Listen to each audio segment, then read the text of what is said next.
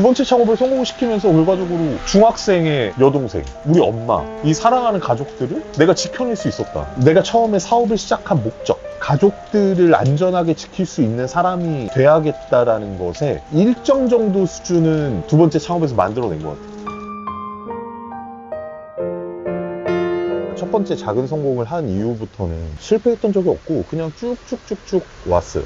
뭐 중간에 뭐 이렇게 작은 굴곡이 있긴 했지만 큰 변화 없이 계속 이렇게 좀 우상향을 해왔던 것 같아요. 근데 그러면서 돈을 잘 벌고 그래도 성공이라고 하기엔 난 지금도 뭔가 성공했다라고 생각을 하지는 않으니까 뭔가 그런 결과물을 잘 만들어내면 마냥 그냥 다 행복할 줄 알았는데 그 나름의 고충이 또 생기더라고요. 어린 나이에 돈을 좀 벌었잖아요.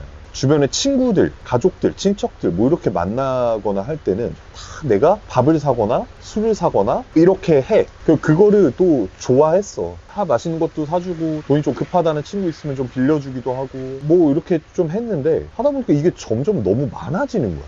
돈을 빌려달라는 측면으로 따져보면 그 기점은 이제 내가 세 번째 창업을 좀 잘 팔아서 내가 어느 정도 인지도가 생겼을 때 이런 일들이 더 많이 벌어진 것 같은데 모르는 번호로 전화가 와가지고 받아보면 중학교 때 동창, 우연한 술자리에서 만난 친구, 군대에 있을 때의 선임, 뭐 참모진, 원사 뭐 이런 사람들도 연락이 온 적이 있고 그냥 요청하는 건 딱 하나예요. 전화해서 돈 빌려달라. 진짜 많이 빌려줬어요. 지금은 돈 거래를 아예 안 해요. 진짜 친한 친구, 뭐 직계가족 그 정도만 빼고는 아예 안 하고 근데 친구 사이에서도 사실은 뭔가 완벽하게 이 돈이 필요한 이유와 이거를 정확히 언제까지 줄 수 있는지에 대한 이 계획이 명확하지 않으면 안 빌려주고 싶어. 뭐 친구가 그런 얘기 했어요. 최근에 술 먹다가 넌 내가 만약에 이유는 묻지 말고 그냥 돈 좀 빌려달라고 하면 얼마까지 빌려줄 수 있어? 이렇게 얘기하길래 나는 1원도 빌려줄 수 없다고 얘기했어. 왜냐면 이유를 알지 못하면 빌려주지 못할 것 같아. 20대, 30대 초반까지는 돈을 많이 빌려줬는데 여태까지 빌려주고 받지 못한 돈? 거의 한 4억 가량 되는 것 같아요. 다 합쳐서.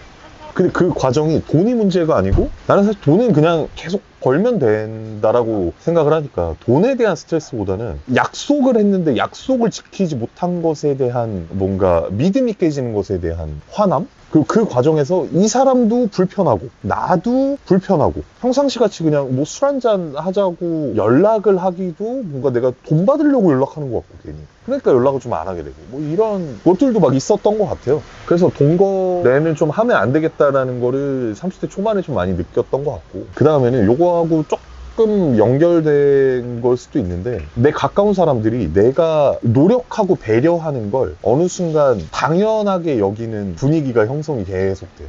당연히 자리 가면 제이든이 계산하는 거. 왜냐면 내가 돈을 벌기 시작한 20대 중반 24살, 5살 뭐 이때쯤이었으니까 이때로 생각해보면 친구들 군대에서 나와서 대학교 복학하고 아직 다니고 있을 때야. 사회에 나와서 돈 벌고 있는 친구가 단 한 명도 없어요. 그러면 그거 내가 뭐 이렇게 할 수 있지. 근데 이게 취직을 해서도 이게 계속 그냥 똑같아. 근데 이거 똑같은 것도 난 괜찮아. 왜냐하면 이들보다 내가 많이 버니까 이걸 내는 것도 괜찮아요. 근데 이거를 당연스럽게 여기는 그 순간이 조금 슬프더라고. 그래서 내가 딱 한 번 진짜 엄청 크게 화를 낸 적이 있어. 친구들은 4.2 사태라고 표현을 해. 내 생일이 4월 22일이야. 나는 이상하게 뭔가 생일 때만 되면 기분이 안 좋아. 그게 심리상담 받아보고 하면 이렇게 뭐 어렸을 때 생일에 바라는 것들이 있었는데 이것들이 충족이 되지 않았던 상황들 때문에 그 마음이 트라우마로 남아있는 거라고 하더라고요. 그 기분이 안 좋은 게. 생일에 별로 기분이 안 좋은데 그래서 내 생일 파티를 하자 하길래 나 좀 쉬고 싶다. 쉬려고 했는데 억지로 계속 끌어내더라고. 그래도 나와서 한잔하고 해야지. 그래서 뭐 한 10몇 명이 이렇게 모였어. 뭐 술 먹고 재밌었어요. 그렇게 하고 나서 나오는데 자연스럽게 친구들이 싹 다 나가는 거야. 그리고 나만 남겨진 거야. 그리고 계산대 앞에 섰는데 계산이 안 됐대. 그 순간 너무 화가 나더라고. 나를 호구로 생각하나? 그러니까 나는 되게 선의의 마음으로 베풀었던 것들을 이들은 너무 당연하게 여기고 있구나.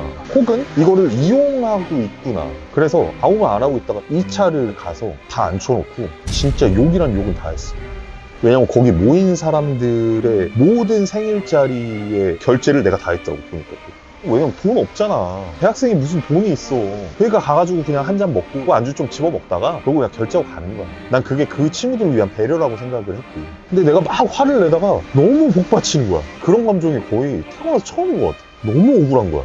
아니 나오기 싫다는 사람을 불러내가지고 생일 파티 하자고 돈도 얼마 나오지도 않았어. 그러니까 더 화가 나는 거야. 그 10몇 명이면 한 10,000원, 20,000원씩만 모으면 결제할 수 있는 거네? 그리고 다 직장을 다니고 있었고 그때는. 그리고 첫 번째 1차에서 무슨 오늘 클럽을 가야 되지 않겠네 뭐 이런 얘기들을 자기끼리 막 해. 그럼 그거 클럽 가면은 누가 사? 내가 사야 되는 거잖아. 나는 클럽을 안 좋아하는 사람이야. 난 시끄러운 데 별로 안 좋아하는 사람이야. 그러니까 나에 대한 배려는 다 빠져있고 내 생일인데 너네 놀 것만 지금 계속 이야기를 하고 너네들은 나를 호구를 보는 거니? 너무 서운하다. 너무 이해가 안 된다. 관계에 대한 회의감이 들 정도이다 라고 막 이야기를 했더니 다 같이 되게 미안하다 하더라고. 어느 순간 너무 이게 익숙해져 버린 거지. 이게 거의 한 5년, 6년이 이게 반복이 되다 보니까 너무 자연스러워진 거예요. 5, 6년 동안. 그냥 다 산 거야. 그러니까 이거를 너무 당연스럽게 생각하고. 그러니까 이런 경우들이 아마 되게 많을 거예요. 조금 앞서간 분들 보면 마음 아파지는 순간이 있을 거다. 뭐 이런 경우도 있고. 그리고 또 하나는 내가 그렇게 생각하지 않거나 내가 그렇게 행동을 하지 않았는데 나에 대해서 말을 만들어내는 사람들이 생겨요. 그러니까 잘 된 게 꼴보기 싫나 봐.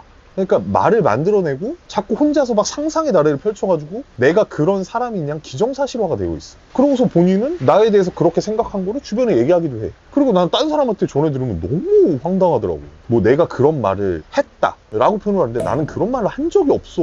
나는 되게 험불한 사람이고 나는 그렇게 예의 없게 말하는 사람이 아니에요. 다시 한번 얘기하지만 나는 많이 가졌다라고 생각하지도 않아. 내가 조금 가졌다고 이거를 막 있어 보이는 척 이렇게 얘기하는 사람도 아니에요. 근데 그거 얼마나 억울해. 내가 하지도 않은 말을 했다라고 이야기를 하고. 근데 그게 뭐 조금 안 친한 사람들 같은 경우에는 나에 대해서 뭐 배가 아프기도 하고 그러니까 난 그럴 수 있다고 생각도 해. 이해를 하려고도 해. 근데 친척들 사이에서도 그런 일이 생겨요. 내가 조금 잘 되더니 변했다. 근데 그 전하고 사실 변한 게 하나도 없거든. 그 전에도 내가 막 먼저 살갑게 연락해가지고 찾아가거나 이렇게 하는 사람이 아니야 난. 아니 일이 엄청 바쁜데 계속. 근데 난 똑같이 예전에도 그랬는데 예전에는 연락을 많이 했는데 조금 잘 되더니 연락을 안 한다. 이걸 가지고 내가 꼴보기 싫대. 이런 말을 전해서 듣는데 너무 마음이 아프더라고. 아니 어떻게 가족조차 그분을 되게 사랑했는데 힘든 일이 생기거나 뭔가 어려운 일이 생겼을 때 누구보다 내가 나서서 뛰어가서 같이 해결해야겠다라는 마음도 있는 사람이었어. 근데 내가 조금 바쁘다는 이유로 연락을 조금 못했다는 이유로 나에 대해서 그렇게 평가하고 변했다라고 생각하고 마음을 접어버리고 문을 닫아버린다. 근데 그런 사람한테 내가 굳이 왜 또 그렇게 다가가야 돼? 라는 생각도 또 하게 되더라고. 너무 서운하니까. 내가 하지도 않은 행동을 가지고 내가 변했다라고 얘기를 하는 사람한테 변하지 않은 모습을 노력해서 보여줘야 될 이유가 굳이 있나? 라는 생각이 들면서 서운함이 짜증으로 바뀌더라고. 이게 참 초반에 좀 어린 나이에 결과를 만들어내는 게 핑크빛만 있는 건 아니다. 그래서 오늘은 비도 오는 김에 개인적인 얘기를 좀 해봤는데 관심이 있으실지 모르겠지만 관심이 있으시다면 개인적인 이야기를 또 해보도록 하겠습니다. 끝낼까요? 네.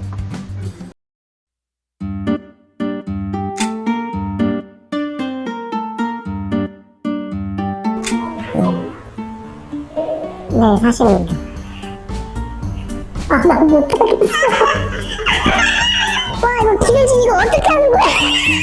그때 당시 현실은 어린 나이에 성공을 조금 빨리 해서 경제적으로 여유가 있는 편이었고 저 같은 경우는 이제 그때 사회 초년생이어가지고 돈이 막 그렇게 많지가 않았어요. 그리고 그 전에 현진이가 이제 좀 많이 베풀었던 거에 익숙해져 있었던 것 같아요. 그걸 너무 당연시하다 보니까 생일이라는 걸 잊어버리고 그냥 계산에 대한 그런 개념이 없었던 것 같아요.